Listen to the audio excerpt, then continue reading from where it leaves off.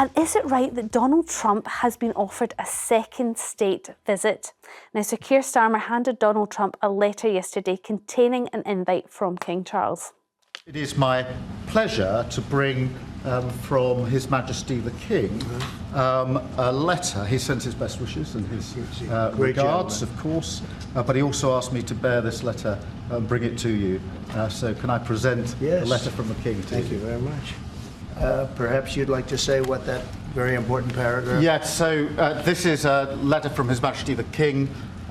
It's an invitation for a second state visit. This is really special. This has never happened before. This is unprecedented. Now, as Keir was saying there, a second state visit is against the norms and unheard of for world leaders.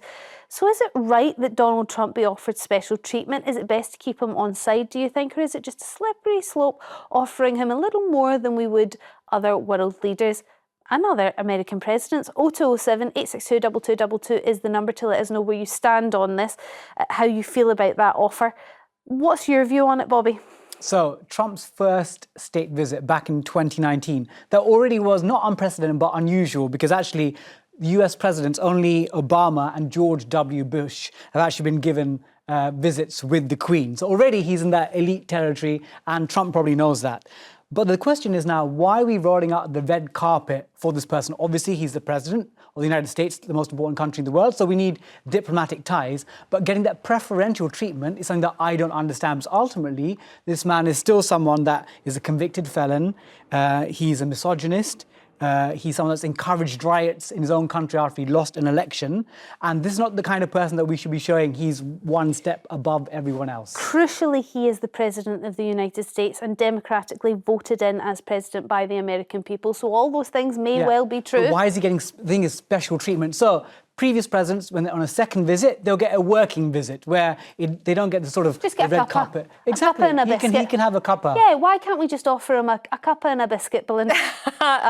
No, I think the state visit second time round is crucial for British national interests, to have a close relationship with Trump. And I thank the American people for voting Trump in, because not only will he save America, but I think he's going to save Europe in many ways too, and at least remind our leaders to put their own people first when it comes to policies, to increase defence. I mean, he's having a huge impact already, and I think our leaders are rather grateful for Trump stepping in and starting negotiations with the Ukraine-Russia conflict, because the EU and our leaders have not been successful so far. So he is slightly elevated for how essential and important he is to European peace at the moment as well. And I have to say, the soft power of our monarchy works wonders for this country. It really does. And being able to put that on a platter to maybe encourage a better trade deal, USA-UK trade deal. By the way, that's only possible because of Brexit. So Keir could be the Prime Minister who tried to undo Brexit, but then highlights how wonderful it is to be outside the EU and have a special trade deal with the USA. So I think it's really important to use what we have as a country to just bite our tongue, you know, whether you like Trump or not, and see it's in the British national interest to have a very strong relationship with the leader of the free world on security, on economics, on, you know, trade and peace. I think this is a wonderful opportunity that we can show off to the world as well. I suppose we are in an unprecedented situation as well, where we have two things going on at the same time. We have a president that hasn't served both their terms consecutively. So he served one, then he left, and he's come back. So we have years in between. And in between those times, crucially, our monarch has changed. And so he got a state visit with the Queen, but this time it will be a state visit with the King, and that is slightly different, isn't it, Bobby? The thing I see, the problem is that last time he came, he wasn't given the public fanfare. Remember, there was the image of the giant balloon of Trump as a baby. Yes, I think Sadiq Khan gave his approval to that. And I think in some ways, him being invited on a state visit and having that sort of treatment could actually damage the UK-US relationship, because imagine he's going off to Downing Street and seeing more people actually attacking.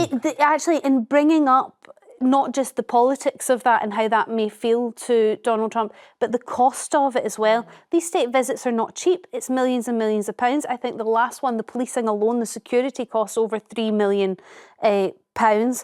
So we're in that territory yet again, and there's likely to be protests. Can we actually afford it, Belinda?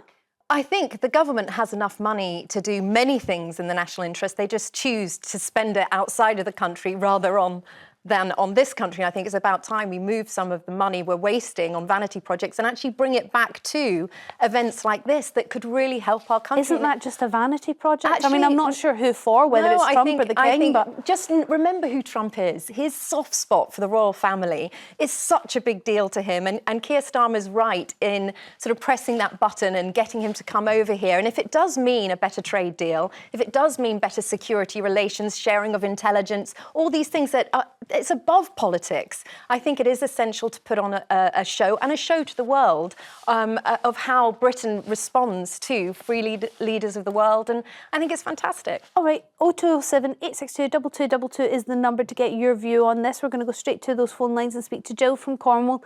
How do you feel about a second state visit for Trump? Good morning, Storm. I'm happy that he's coming. I am happy that he's coming.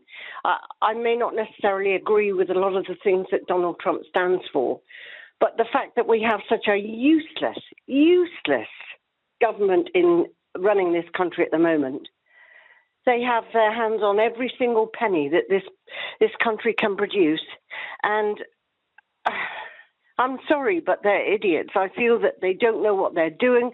We've got people in government that are running all the cash and everything.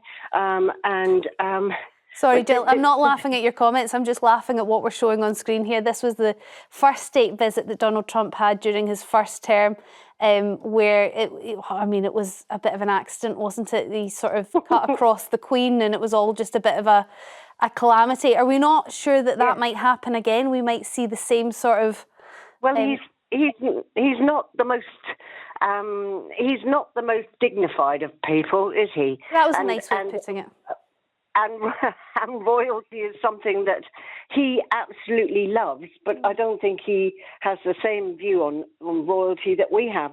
But it's amazing how, since he's got into power, a lot of people that didn't have views on how the country is and what's happening and what other countries are doing are suddenly looking around now to see how other things are going. And I love his strength of character, even if I don't necessarily like sometimes his choices. But here's the thing, Jill. I understand that you are disappointed by the current government, and actually you're maybe quite happy that the royal family has stepped in to use their soft power to our country's potential advantage here because of Donald Trump's soft spot with the royal family. But what signal is this sending out to the rest of the world when we wouldn't do it for any other world leaders?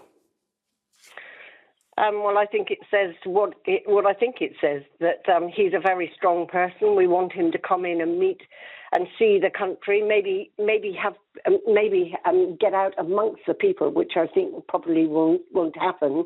But he will get to know how the people of the country feels, and it will. Well, whether it does us any good financially, I don't know.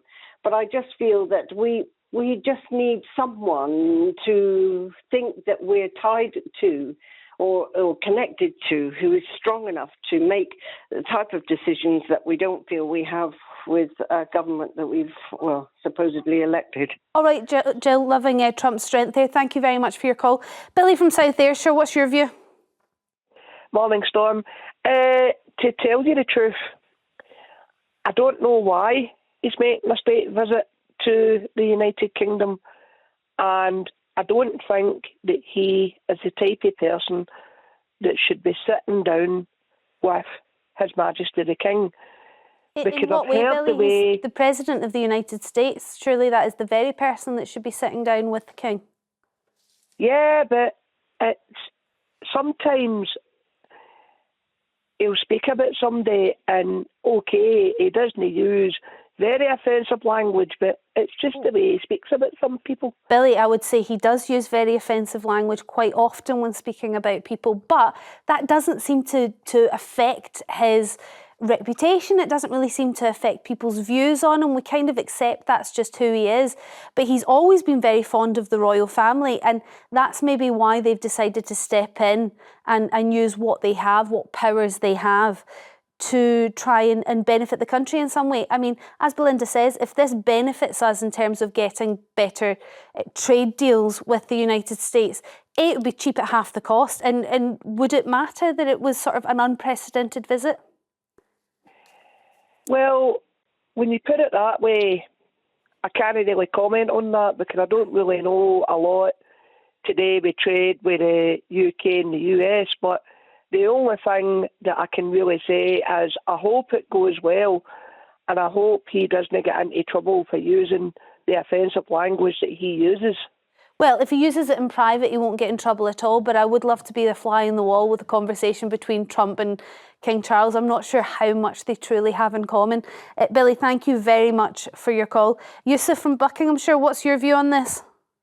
Yeah, I don't think he should be allowed to come to this country. At all? They talk about I think they talk about a £22 billion black hole. And then to offer a state visit to Trump, I think it's obscene, really. I mean, I think it's an insult to the citizens of this country, because you've seen his comments on Gaza, you've seen his comments on other things. He's cut aid to various countries. He's a misogynist, and he's not a role model for anybody. So why are we laying out the red carpet for somebody like him? But because he is I'm just defending it here, because he is the President of the United States, because he has the ability to smack tariffs on us that would really affect us economically, and we're not in a strong position at the moment economically. Maybe we have to pander to him, if that's what you see it as. Maybe we do need to do a little bit of sucking up to the powers that be, America. I understand economically that's what it is, but then we've shot ourselves in the foot by going into Brexit, and we have all these problems with Europe. Why don't we align ourselves closer to countries in Europe so we can have better trade deals for businesses, small businesses, manufacturing companies, and instead of dealing with America? I mean, he's going to smack tariffs on there anyway. He'll promise you one thing today, and he'll change his mind tomorrow. You can't trust the guy, honestly. I know he has an affinity with the royal family, but that doesn't mean that that he has to come to this country. And besides, we're going to be spending millions on security, and that money could be spent on the NHS. Not just that, the dinner itself will be quite pricey. Yusuf, Belinda, what would you say to Yusuf? I would say I understand that people have their own personal view of Trump and may not like him, and I mean I don't see him as all the things that you called him. I actually think there are millions in Europe that are absolutely delighted and relieved that he won the election, and as a strong leader can highlight all the failings of our weak liberal global order that has completely failed its citizens, failed to make Europe safe, failed European economies. We're shrinking. We're in terminal decline at the moment, and we need to take a leaf out of Trump's book, who is boosting growth with lower taxes, smaller state, deporting illegal immigrants, deporting criminals, all the things any normal state should be doing, but our countries are not. So people are welcoming his arrival. I think his presence here in London will give people hope that our country can have a similar change, fingers crossed. And I think it is money well worth spent. The amount of money that is wasted by our government on ridiculous DEI projects, woke projects, you've got carbon capture projects that don't work, costing billions. The billions that Keir wants to send off to Chagos Islands for the surrender of our territory, 9 billion is suggested. All this money should be spent on improving British lives, British economy and our interests. And I think that's what Trump's visit will do. Yusuf, thank you very much for your call. John from Stirlingshire, what's your view on a second state visit for Trump?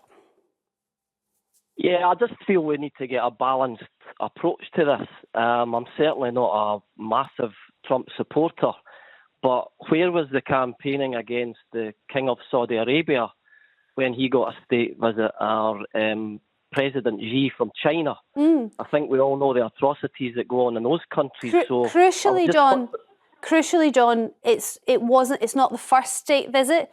It's the fact he's getting a second state visit, which is unprecedented. So none of those characters got a second state visit.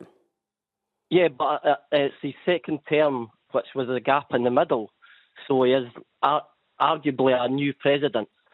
So I'd just like to know the panel's view on President Xi coming over and the Saudi Arabian king. Yeah, Bobby, we have invited other controversial characters over to the country. This wouldn't be the first time. Is there any comparison there? So I think, again, when there's an international leader, even if you disagree with them, that first visit is almost seen as like a obligation internationally. And then when you've done that, you said, yep, we've done our meeting, we've given the state red carpet. But the second time is where it's unprecedented. And what I'm still trying to understand from our listeners or anyone else here, Belinda, is why he's getting preferential treatment. Because Trump ultimately cares about America and American interests. Again, he could have these great conversations with Starmer yesterday saying, oh, yes, we'll think about tariffs. But for all we know, he could whack up tariffs on us irrespective. He'll come for the state visit, get his, complicity with the king, and still... Get his picture. Yes, and still punish the United Kingdom. So I think Trump ultimately looks after his interests and the interests of the United States, not Which Britain's. is what any leader should do with their country. I wish we had that here, and sadly we don't. But what is wonderful is that all this snivelling and grovelling, Labour's having to do to Trump at the moment is because they've been so abusive about him in the past, and they kind of need to make up to it, because there's no way we're going to get preferential treatment from Trump on Labour's history of calling him horrific names. So maybe it's part of the grovelling that Labour needs to do because of all the damage they've done in the past to our relations. All right, we're going to have to wrap that up there. It looks like it is going ahead, although no date is set. John, thank you very much for your call. Don't forget, later we're debating, is it right...